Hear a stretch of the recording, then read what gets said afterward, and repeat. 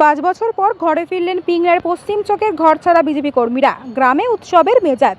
দীর্ঘ 5 বছরের প্রতীক্ষার অবসান। অবশেষে আইনি লড়াই জিতে নিজের গ্রামে নিজের ভিটে ফিরলেন পশ্চিম মেদিনীপুর জেলার পিংলা ব্লকের পশ্চিমচক গ্রামের 12 জন বিজেপি কর্মী।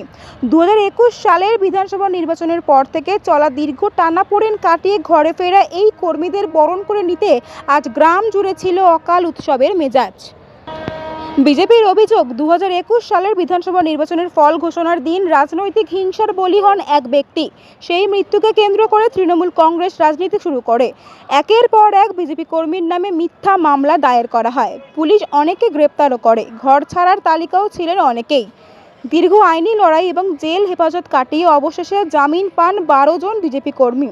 বৃহস্পতিবার দুপুরে ঘাটাল সাংগঠনিক জেলা বিজেপির সভাপতি তন্ময় দাসের নেতৃত্বে ঘরছাড়া কর্মীদের নিয়ে হান্দল বাজারে পৌঁছায়। সেখান থেকে শোভাযাত্রা করে তাদের গ্রামে ঢোকানো হয়। গ্রামের মানুষ শঙ্খধ্বনি ও উলুধ্বনিতে মুখরিত করে তোলেন। কর্মীদের গলায় পরিয়ে দেওয়া হয় ফুলের মালা। প্রায় 5 বছর পর পরিবারের সদস্যদের কাছে পেয়ে অনেকের চোখেই ছিল আনন্দের জল।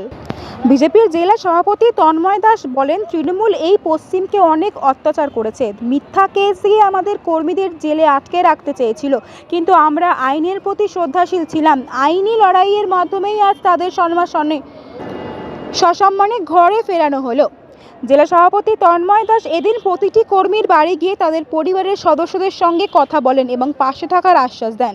তিনি উল্লেখ করেন যে বর্তমান পরিস্থিতিতে বিজেপি সরকার এই সমস্ত অত্যাচারিত কর্মীদের স্বার্থে সব সময় কাজ করবে। সেই সঙ্গে এলাকায় যাতে কোনো রকম নতুন করে অশান্তি না ছড়ায়, সেজন্য দলীয় কর্মীদের শান্তি ও শৃঙ্খলা বজায় রাখার কড়া বার্তাও দেন তিনি। দীর্ঘ কয়েক বছর পর ঘরের ছেলেরা ঘরে ফেরায় পশ্চিমচক গ্রামে এখন কেবলই স্বস্তির হাওয়া। রাজনৈতিক উত্তাপ সরিয়ে আপাতত উৎসবে মেতেছে গোটা গ্রাম।